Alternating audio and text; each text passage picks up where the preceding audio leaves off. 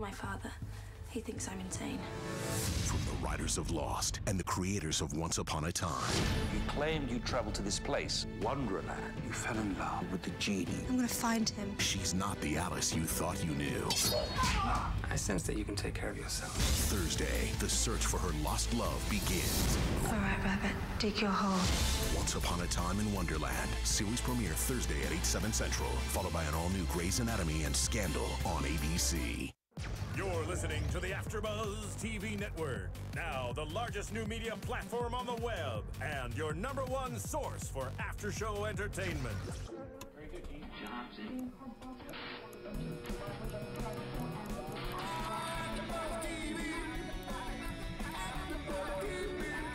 From the AFTERBUZZ Studios in Los Angeles, California, presented by Maria Menounos and Bing.com, and streaming live thanks to Akamai Technologies, this is AFTERBUZZ TV's Once Upon a Time After Show. We'll break down tonight's episode and get you all the latest news and gossip. And now, another post-game wrap-up show for your favorite TV show. It's AFTERBUZZ TV's Once Upon a Time After Show. Hello, hello, Oncers. Bing is for doing it. Tonight we are doing another after show for Once Upon a Time, Season 3, Episode 2, titled Lost Girl. I'm your host, Cathy Kelley, and tonight we have lost a girl because Tiana Hobson is out. She's at a Kelly Clarkson concert, but we are joined by Keetin Marchi in her place, who is a huge Once Upon a Time fanatic. Huge. Ever since I first joined AfterBuzz, I've always wanted to. That was the first thing I think you mentioned to me when you walked into AfterBuzz. Once Upon a Time, your favorite show. I love it.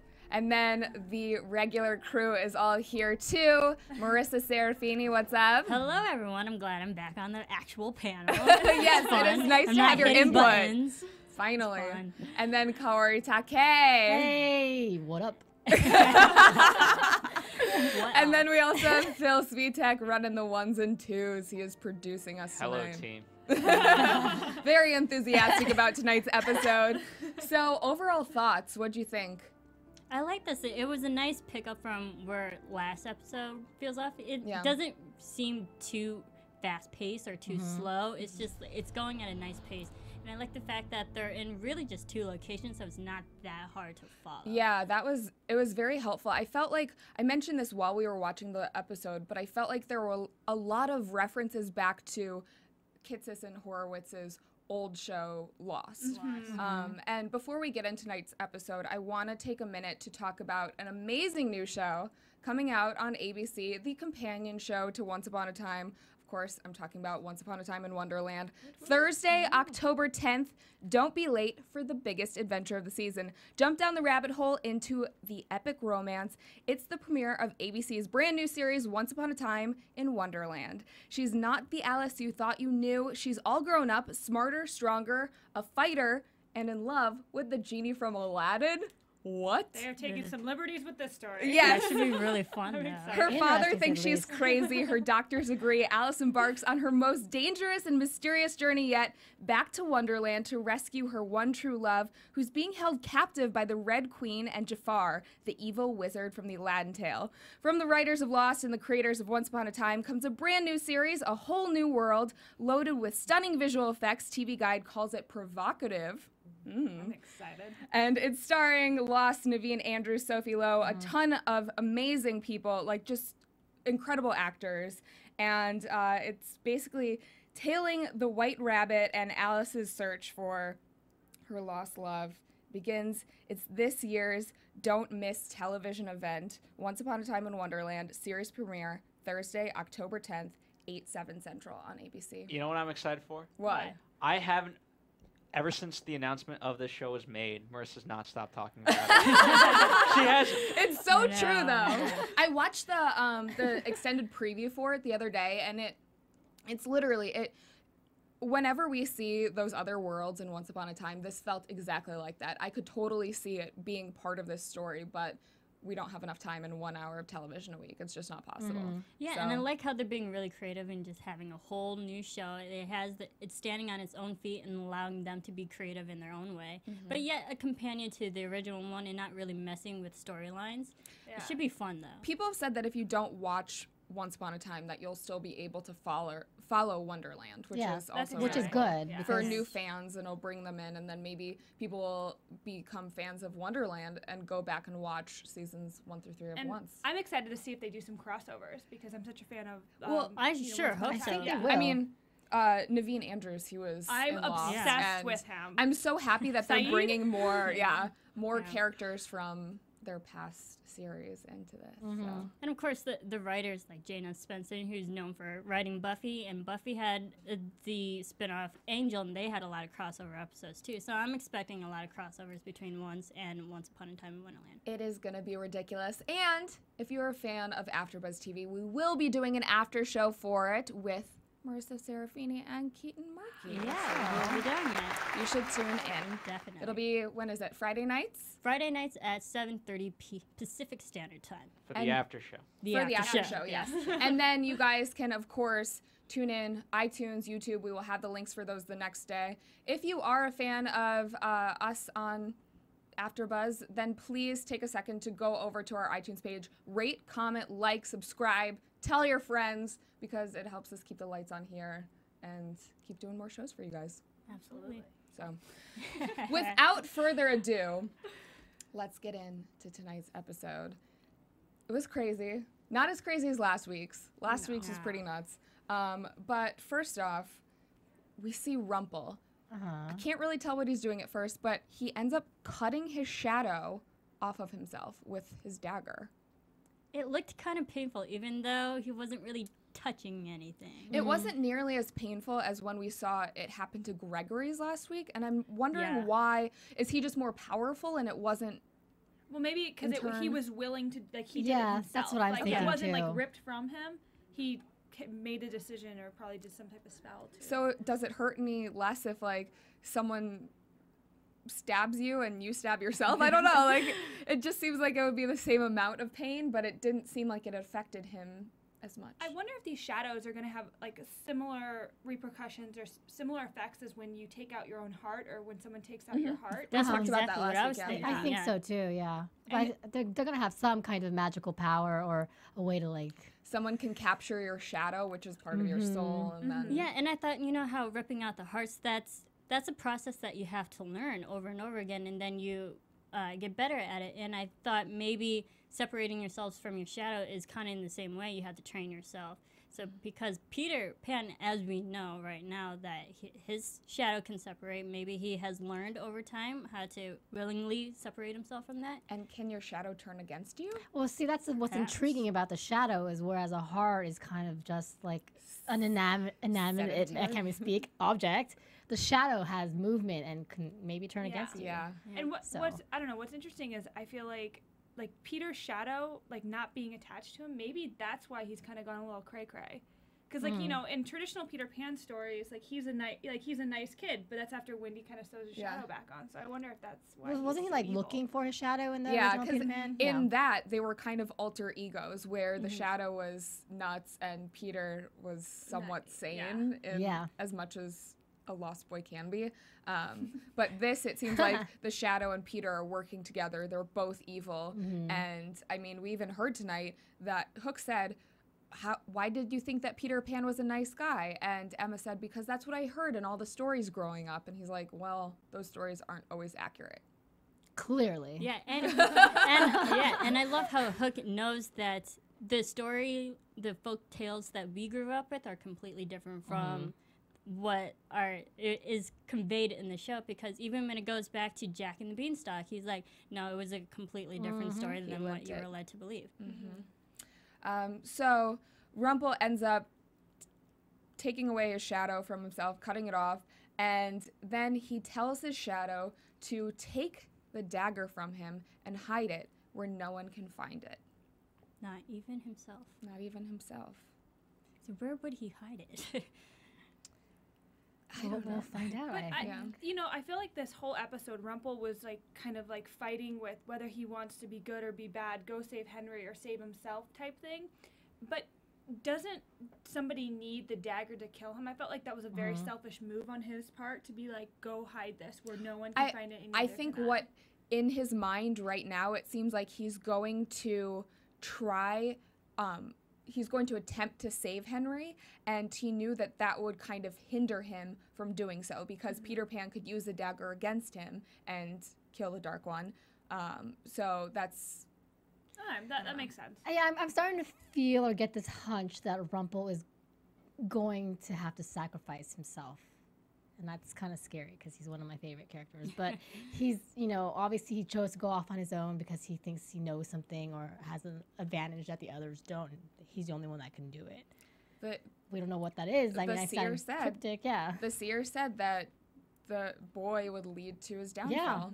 Yeah. Yep. I think it's also kind of maybe Rumple's way of trying to empower himself a little bit even more so. You know how in Harry Potter, Voldemort, he splits his soul into different pieces, but therefore he can last longer and have more longevity. And I think Rumple's doing the exact same thing. He's splitting himself kind of into two.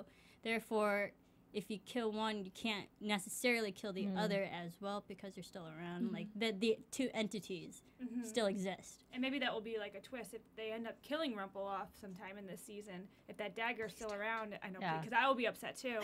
But if that dagger's still around, maybe that'll be a way to bring Rumple back and get the whole family back together again. I don't really see Rumple going anywhere. I think that's one of their main draws to the entire series. Yeah, it's really interesting to see how a young boy like Peter Pan is actually one character that really does kind of scare Rumple a little bit or make him a little nervous. That boy scares me. What are you talking about? But I mean, like, it's a young boy, and Rumple is afraid of nobody. He's not even afraid of Hook, and there you have it. So another very weird thing about this whole interaction during this episode is Belle shows up, and we realize that I think it's a figment of Rumple's imagination. He conjured her, is what she said, and she's holding the doll that we saw the lost boy give to Rumple last week. And we find out later in this episode that the doll was actually the last thing that Rumple's father gave him before he left Rumple. Little boy Rumple. Yeah, which makes me question because we find out that Rumple's father actually left him. We don't know in which manner, if he was killed or if he willingly left. And then Rumple left Neil as well. So there's a lot of similarities. And then Emma left Henry. Yeah, so exactly. It's like an orphan trend here. So Emma, Rumple, and Henry all have something in common. And Rumple knows the lost boys. Yeah. So, but it also makes me question who's Rumple's father. Was he magical? Was this doll that Rumple's father gave to him magical as well? Because we learned last week. Have we seen his father before? I don't think this is the first time we're hearing it because we saw last week blood magic. It made me think this magical doll, like it could possess magical powers, which therefore led Rumple conjure up Belle if he tapped into that magic. Maybe Rumple's father is Jafar. That'd be interesting. That'd be a little bit too much of crossover. It's a crazy twist. Yeah. I would say it could be someone in Neverland or I don't know. But who's Rumple's father now? Yeah. Is Rumple maybe not even from the magical Who is world? technically older than Rumple, potentially? Is Hook technically? I don't know. Age is That'd be really weird. Yeah. Age is so weird in these worlds. Like, seriously, age is just a number in these worlds because nobody ages. Everybody's like... If we still saw Rumple's father somewhere in this series, he would have to have been in Neverland or somehow have halted time because... we know that Rumple is hundreds of years old, so his father would have to be obviously even older than that. Something to think about. Food for thought. Or is he still alive? Yeah. Jafar, I'm telling you, my prediction right here. So a running theme throughout this entire episode was also admitting who you really were to yourself. And Rumple finally admitted that he was a coward, his father was a coward, and he doesn't know that he can change his own fate and what has already happened. He can't obviously win back Neil. Yeah. Because he already did that. He left his own son, but he thinks that potentially saving Henry will even out his wrongdoings. So do you guys think that Rumple is trying to be good? I think Rumple's been trying to be good for a while now. I think since Belle, at least. Yeah. And I think it's kind of funny how like one true love saves all. Like his one true love, who is Belle, is saving him even when she's not even with him. I think the fact that he just found her, it's so strong. Yeah, it's always this constant presence in his life because he knows she's out there. Yeah. So he wants to be better for her. And Let's just say Mila wasn't conjured on the battlefield. That's right. That's true. She wasn't very nice to him, so.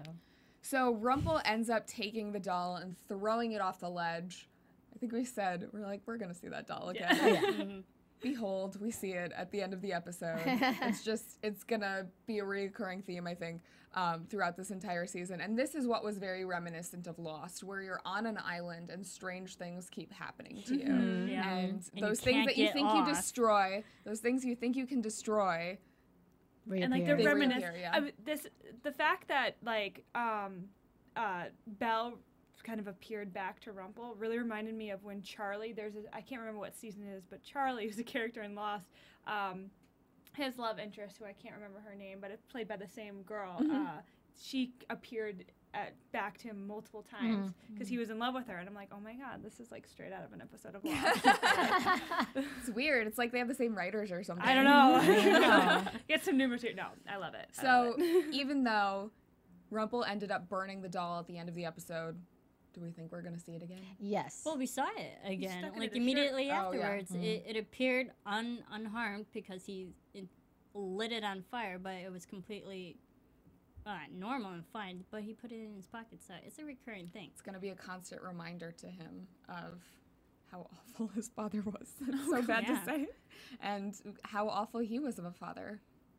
He has to rewrite fate, I guess. Yeah. We'll see if that's possible. Stop Henry from becoming an orphan, because that, I think, will be the ultimate end to this cycle. That's something that confuses me. Maybe you guys can fix my confusion. Is if you're an orphan, how do you undo being an orphan? You're already an orphan. You're past. You're an orphan. Well, that's the thing. All of these technical orphans, they have parents, right? But it's that the parents abandoned them. So, by definition, an orphan is a child whose parents passed away. Or but once you're an orphan, you can't like unbecome an orphan. Well, you have to accept parents as legal guardians, I think. But in the Peter Pan storyline, the Lost Boys fell out of their prams. They're not all taken necessarily away from their families. So none of their families are necessarily dead. And Emma's parents are right there with her. Exactly. It is a fine line. And that's one of the things that we learned tonight, which we'll talk about later in the show when we talk about all the Save Henry crew. But accepting, even though you do have parents, you felt like you were orphaned your entire life. So let's talk about the flashback that we got tonight. We said last week, we were like, oh, it's so nice only seeing one world. Well, now we're seeing flashbacks to the Enchanted Forest. And Prince Charming, we see him showing up to kiss Snow White while she is sleeping in her coffin, wakes her up, and Regina, I think that Regina's in a different world when we see her talk to the mirror. I potentially think she might be in Wonderland, but that's a huge prediction. Anyways, the mirror tells Regina that Snow is awake and planning to take back the kingdom. Snow ends up speaking to her subjects and essentially saying, "Who's willing to fight with me?" Everyone backs down except for Charming and the dwarves. And then Regina appears and says, "Snow, I'm giving you an ultimatum. Give up your throne, move to the country, be exiled, or I will kill one of your subjects every day until you do." She does her little magic thing and chokes a girl. Star Wars. Yes, very Darth Vader. She used the Force. Pretty much. But we know that the creators of Once loved Star Wars too, so I think that was their little paying homage to Star Wars. And at first, Snow says, I will go into exile with all of you, but Charming tries to convince her to do otherwise. And the dwarves kind of turn against him because the dwarves think that he's doing it for the wrong reasons. He just wants the crown, which we know Charming is good. He's not in it for the throne. But they were right to question Charming because he was literally brand new. He just became prince now. Like, we don't know this guy. Should we trust him? But it was true love kiss there, you know. He saved Snow White. Like, obviously he's a good person. It wasn't. Oh, I know, but I can see why the dwarves would question his motive. Well, they're just very protective of her, very apprehensive. So. And I do love that, seeing that relationship, because that's something like, you know, when you watch Disney movies or these fairy tales, you always think, hey, like, they're just gonna let this random dude who she's never met waltz in and like sweep her off her feet. Like, I think they have every right in questioning that, and I love kind of that older brother relationship that they kind of have, and they're kind of not bullying Charming, but they're just giving him a hard time, as any older brother would do to their girl. And I think they're kind of jealous because that was their housewife. She cleaned up after them, she cooked for them, and then he's stealing her away. He's the only one that woke her up with that kiss. Yeah. They couldn't do it. Touche. So Charming goes to Rumple for help, out of all people. And he said, long ago, you helped Snow remember who she was. I need you to do it again. Rumple refuses at first, and Charming says, name your price, I know you have one. Charming ends up taking Snow to Excalibur, and we realize later it is not the real Excalibur, but he tells her this story about how the one true person can take the sword out of the stone, and then she can essentially fight Regina. True leader. True leader, yes. And it's fake. It's fake.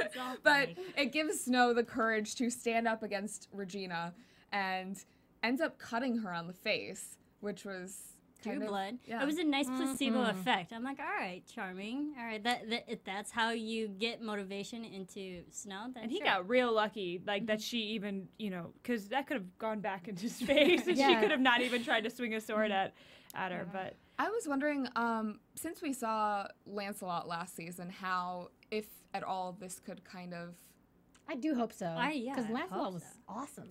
Or are we going to see him again? Or are we even going to see Arthur? Yeah. Well, they did. Well, Rumple talked about Camelot and how, like, like the sword is in Camelot. I mean, we know that it exists. Is that in the Enchanted Forest, though, or is that another world? It's in the Enchanted Forest because when Mary Margaret and Emma went to the Enchanted Forest last season and were stuck there, we learned that that's where Lancelot was. He helped out Charming, and he knew Charming and Charming's mom, and you know he was really close to Snow too. Yeah.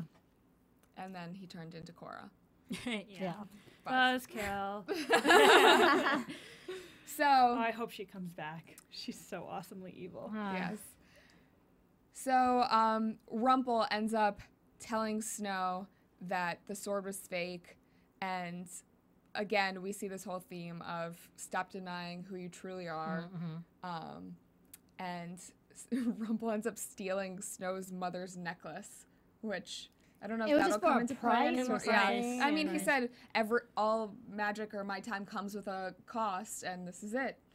So even though wasting my time, he didn't really help her out. I guess might not be he thought his time was worth something.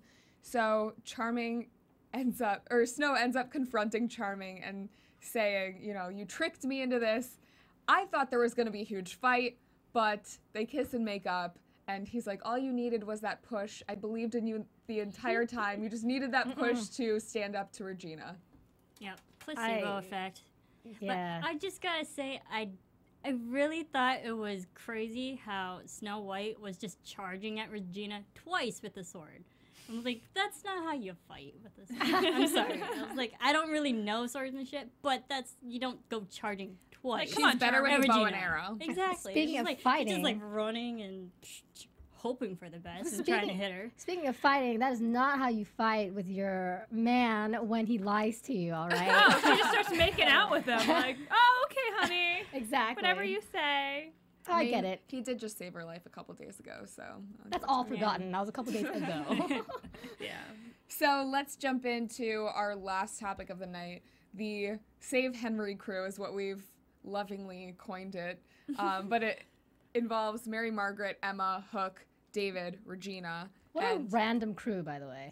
What is the most unlikely crew? It is a very unlikely crew, but it works. It does. There's still some tension between Hook and Emma. I love Hook. That's not going to stop anytime I soon. want them to just like until get it Neil over comes with. back. Really? There was a moment. I don't. There's like, a moment every episode. I do not like the idea of them together. No, I do. I think that they're going to be together out of comfort because Emma. I still think that Emma thinks that Neil is dead. And it's Because of mic issues. Oh, Technical difficulties. oh, there we go. Yes. Well, Hold on.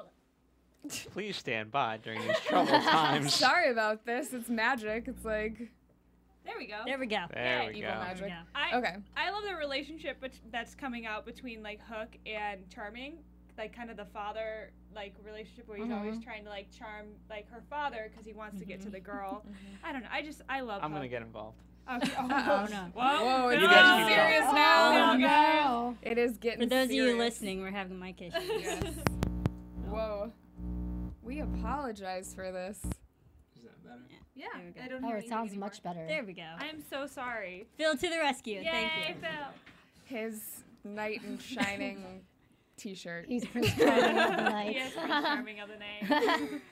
So, Back to scheduled programming. sorry for the technical difficulties. This oddball crew, what were you saying about how you think that Hook is kind of... Yeah, I think Hook is like trying to charm the pants off of Charming. He's trying to out-charm Charming. You have a honestly. Hook crush, though. I don't do. you? I do love Hook. He Yeah. is my. I mean, Colin O'Donoghue. Like, how can you not? Hook crush side over there. Oh, come on, Let's take a moment for that. He's Moment of fun to silence look for at. Look at. And he's just so. And he's married. And buzzkill. Right? Oh my I had that same thought last week. Not and in Once Upon a Tiana Time, was he's not. the one. Anyways, gosh. yeah. So they're all on this quest to save Henry, and we learn while they're walking through the dark forest that there's a poisonous plant there, which is actually the same poison that that Hook used to try to kill Rumple, but in a different form, in a more potent form. Dream Shade. That's what it was called. Dream Shade. And it would have killed Rumple had they not gotten the antidote. Well, the antidote was trading hearts with Cora. Yeah. So it wasn't even really. There's no There's no antidote that antidote. we know about. Yeah. Unfortunately, other Whose than heart killing are they someone gonna else. steal? They're gonna put Peter's heart in Charming. And so at least it's a lot Prediction. slower. So we'll see. So Hope he doesn't die. Hook says Hook is very knowledgeable about Neverland, as he seems to be the one that spent the most time there.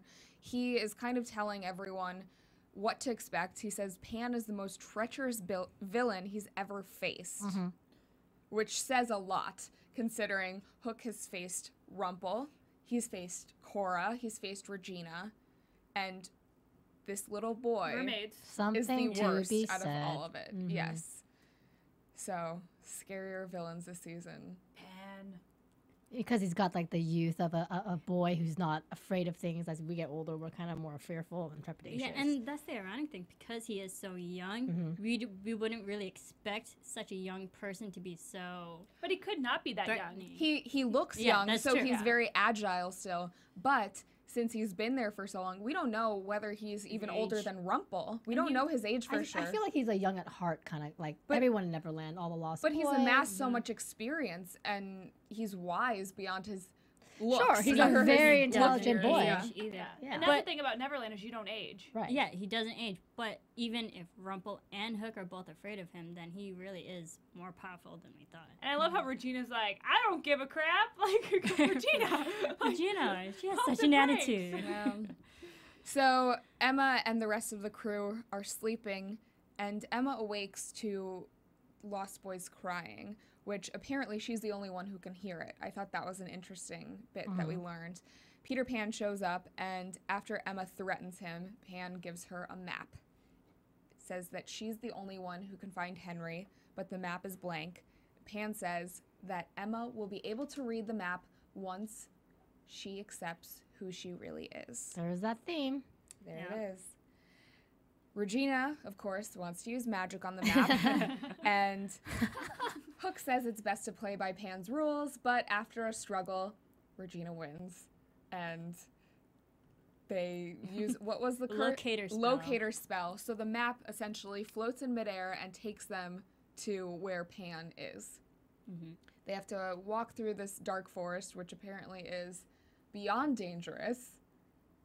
And even though they don't really face much, they were just kind of chilling. other than really a poisonous dangerous plant. was it? Yeah. I mean, I think in coming weeks we'll find more and more things that are there. It's very similar to Lost. I keep on saying I this. know. But I mean, in Lost, on the island, it seemed non-threatening. It seemed like they had just crashed their planes, and then there was the smoke monster and bear. bears and people with guns and all these things that, So there were more and more obstacles along the way, I guess. Can we get the actor that played Desmond on Once Upon a Time? Maybe we might see him.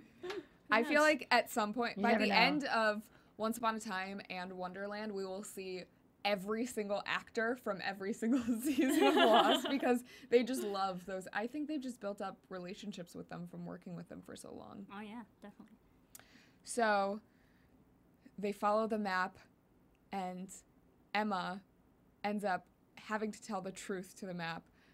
Or she said like the whole, I'm Emma Swan, I'm the savior, which was hard for her to admit.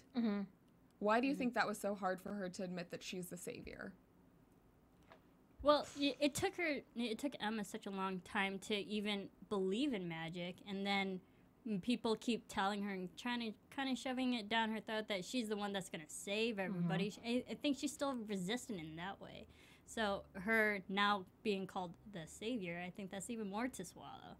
So it might be hard for her to accept that. And it's a lot of pressure. Yeah, that's what I was going to say. Like, she's, she already has saved Storybrooke, and now, that's kind of what her prophecy was, that she was going to save Storybrooke, and now people are still, like, kind of looking to her to just be the savior of everything, and the leader of everything. Follow the leader. And as much as, like, she says, oh, I want to be the leader, like, I think the idea of, like, other people looking to her as the leader freaks her out. Another theme we mentioned last week, which came into play a lot this week in Neverland, is that Peter seems to like to play games. And he referenced that a couple times, like, oh, you didn't play by the rules, which is something we saw when the map finally leads them to Peter. He's not there, but they see him shortly after with all of the Lost Boys. Yeah. A huge army of Lost Boys. Battle ensues. Swords everywhere, and it's crazy because arrows. Arrows, I love arrows. Dipped in dream shade. Yes, well, that's what we realized later on. So poisonous arrows are flying.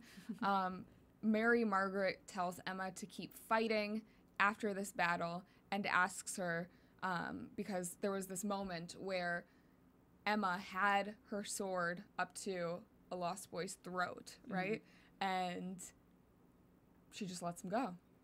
Yeah, she kind of freaks out. She looks freaks like out, she's afraid of something. It was really odd. We find out that she realized the similarities she has with the Lost Boys, and when the map was, not to completely skip ahead, but when the map finally revealed herself and she revealed that she really is an orphan, that just shows that she is really alike with Peter Pan and the Lost Boys. She is the lost girl that they titled the episode after. Pretty much. She said, and I quote, because when I looked at his face, I saw me, the despair.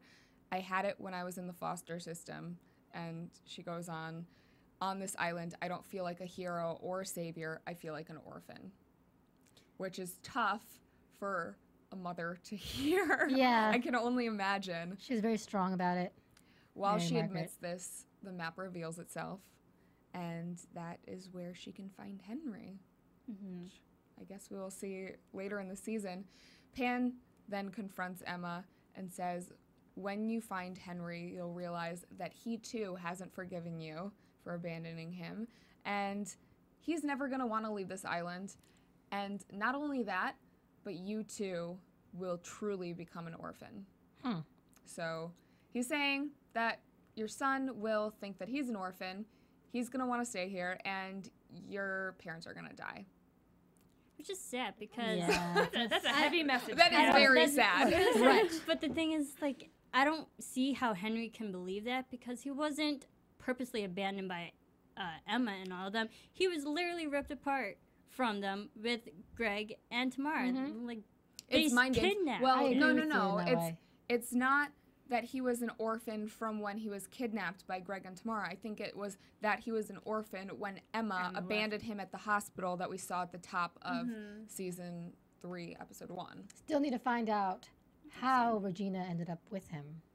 I cannot Rumple was... Well, yeah, Rumple but set up the adoption, but I want to see, like, the more details. I'm sure we will, yeah. I'm sure we will. But, yeah. Got intense tonight.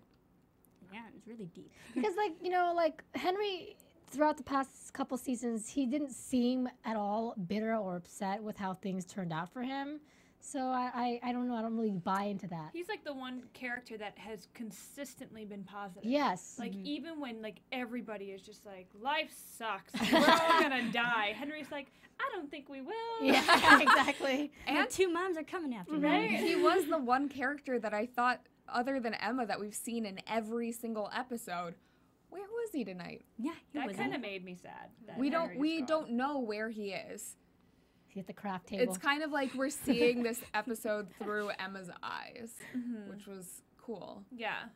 But I think one of the things that this episode lacked was the humor that we've seen in so many other episodes, where there are those fabulous one-liners that write in, which amazing. Like last episode where we had the, oh, Mulan, yeah, they made a movie about you. Too long to explain what movies are. Yeah, but we didn't get any of those tonight because it was a more serious episode. Well, I think the only kind of light line was, you know, does Rum solve everything when Emma was talking to her? And also I feel like when Hook asked Emma, oh, what am I like in your stories? Like, and she talks about him having a perm, and like, and he's like, wait, like, it doesn't sound like a perm is a good thing. Yeah.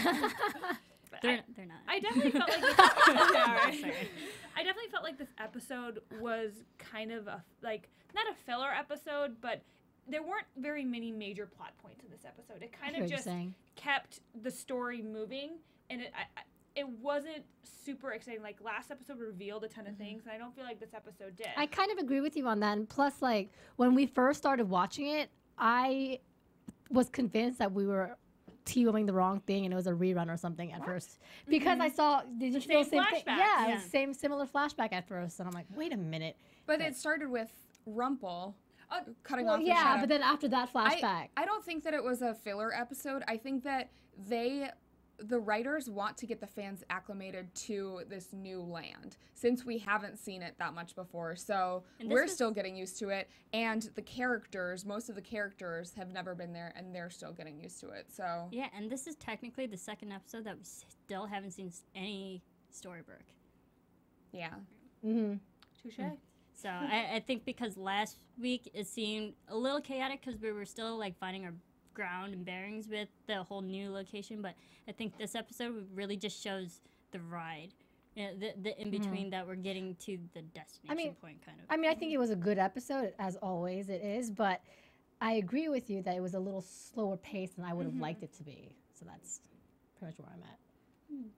Cool. Any final thoughts on tonight's episode before we get into news and gossip? Don't die, Rumple. Yeah, Rumple, don't die. Don't die, Prince Charming. Don't die anyone except Peter Pan, stupid boy. Or because you know, there's one thing that I did write down here about the kind of the final scenes with Emma and Snow and Charming.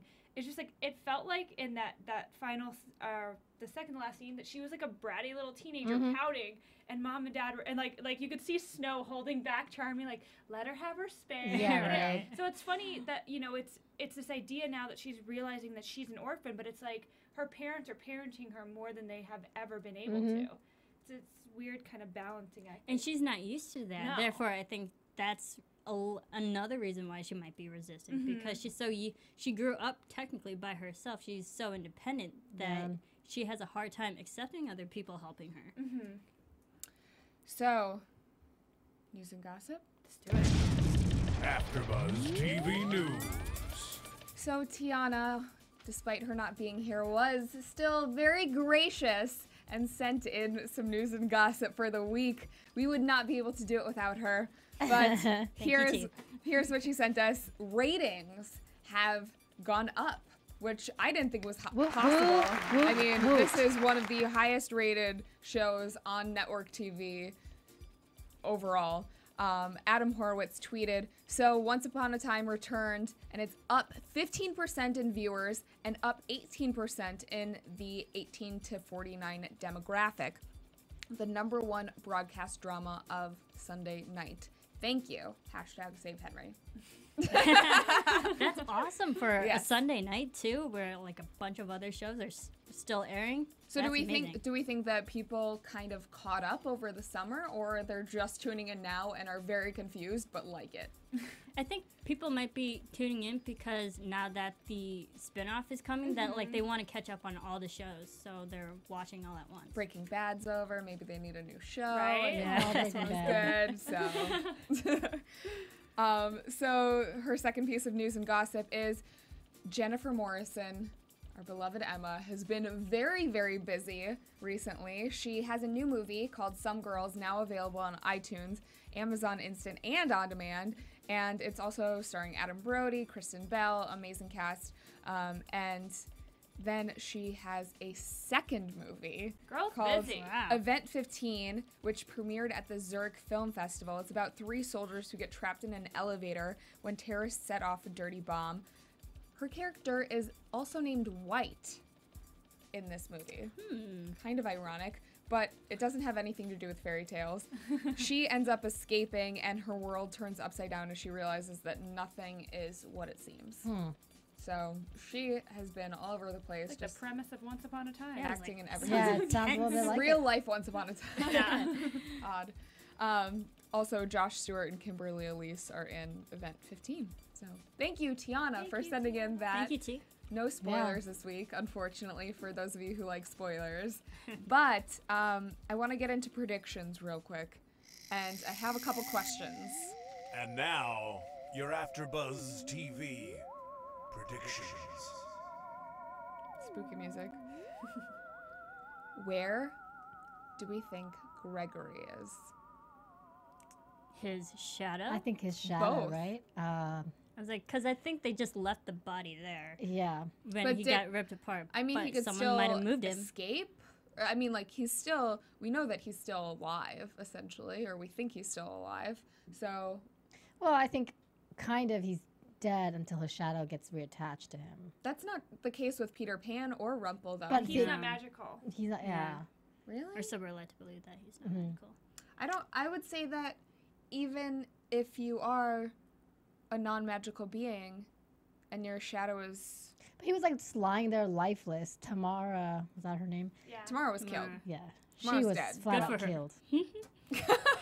And for the longest time, I thought she was going to be Tiger Lily. we all thought that. suspected that as well. When we thought she was good. Mm-hmm. Maybe we'll actually see Tiger Lily. I on think the we will island. see Yeah. Tiger Lily. We'll see some Tinkerbell. That's a prediction. We will, well, yeah. That's, And we saw that in the she upcoming is going post. to be awful to Regina. So Yeah. that's going to be interesting. I also want to know, how do you think Pan is going to break Henry's spirit and turn him against his family? I think my prediction is even when that does happen, it won't be long. It will be like a brief bitterness and it'll go away. I think Pan doesn't know what he has in store for him. I think Well. we're going to see Pan trying to break his spirit and him having such a difficult time doing it and getting very frustrated with it that he might end up breaking his own rules. Because he like, gave a game to Emma, and now I feel like his plans might not fall into place like he thinks they will because Henry is such a strong spirit. Exactly. I was like, Henry's so strong, and his belief, the heart of the truest believer, it's hard to crack that armor. I think Pan has been trying to find Henry for hundreds of years. This is the boy he's been searching for, and he has stolen countless boys from their houses. So, I mean, like, that's, it's creepy, but I don't understand. He's If a little this boy, is his too. plan and he's had so many years to think through it, I don't know that it could be foiled unless it's by Emma or a true love or something. Well, Henry of that vein. truly loves his family. Yeah, he does. Even Regina. Henry truly loves her, and I feel like that he is so full of love, and that's why his spirit is so strong. That's what I think Pan won't be able to get at him. I think I because agree. Pan is so calculated and a little bit manipulative, and we know that Emma questions a lot of things and has a lot of moments of doubt, that Pan might use a certain moment where Emma's doubting everything, and Henry sees that, therefore breaks his belief a little bit. Pan plays a lot of games. Long. Yeah. I don't think it'll last long at all. No. Well, and that's what Regina used to do. Exactly. Yeah. I think it'll last an entire season. That's what I think. When you think about it. Someone, I forgot who, and I want to credit you, but I'm sorry. Someone tweeted me this past week and said their prediction was that Neil and Mulan might end up. I thought a little sexual tension there. Too, you know, I thought about that too, but that would make me sad. I don't know. Then Emma could get with Hook. Mulan likes a dude. Yeah. He likes an Asian dude. And Emma and Neil are nothing wrong with that. Nothing wrong with that. Well, I think Neil and Emma like each other. I think they're each other's true love. I know, but like I think Neil wouldn't do that. I think he wants to find his way back to Emma. Yes. I agree with you, Marissa. Yeah, he wants to be his baby's daddy and just have the, you know. But yeah, I did see like some tension there. Mulan's tension with Philip, and also with she needs a man. Mulan's just she needs to get laid. Yeah, she needs. Let's come on. Let's be She honest, needs a man. man. Get out of that needs- armor and just Stop being the third wheel, woman. I have a question for everybody. That necklace. I feel like the necklace that Snow's Rumple mother's. stole from White or Snow. I'm sorry. Snow White. White. Both, I'm thinking they're both correct. like, what do you guys think that could be used for? Do you think there's anything special with that? It might be a spell or a curse or something that in the future you If might he needs use. something, I mean, it could also be used against Snow in the future. Like, oh, if you want this piece of your mother back, then you have to do something for me. I just feel like they wouldn't, like, especially in Lost, like going back to like in Lost and all these writers' work, Everything they don't means something. focus on something like that, and give it that specific of a. I agree. You know, Except for the entity. polar bears, those were never explained. Explain the polar bears, please. I think like Rumple might just use that as leverage to something. If he has something against Snow, he has something that literally Snow technically possesses, and it can. And we know for a lot of magic, you need something from a specific person. Yeah, So something that if means this something is, to you. Like, remember when Rumple had to cross the line to get out of Storybrooke before the curse, Right. Oh yeah, he had the memory curse was Something lifted. that was closest he to him. needed the thing that was closest to him to get across that line. So if that is Snow's most prized possession, he has that, and he might be able to use that for some sort of magic later on. That makes sense. Yes, exactly. Okay, well, that means we are done wrapping up tonight's episode. So I'm sure there are so many things that we missed since we only got to see this episode once.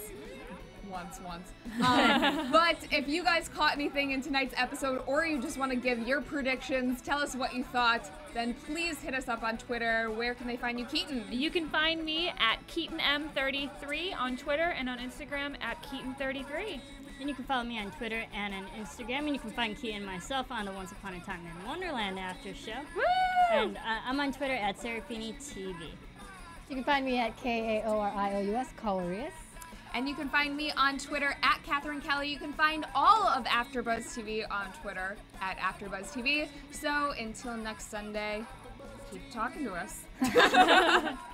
From Bing.com, executive producers Maria Menounos, Kevin Undergaro, Phil Svitek, and the entire AfterBuzz TV staff, we would like to thank you for listening to the AfterBuzz TV network. To watch or listen to other after shows and post comments or questions, be sure to visit AfterBuzzTV.com. I'm Sir Richard Wentworth, and this has been a presentation of AfterBuzz TV. Buzz you later. The views expressed herein are those of the hosts only and do not necessarily reflect the views of AfterBuzz TV or its owners or principals.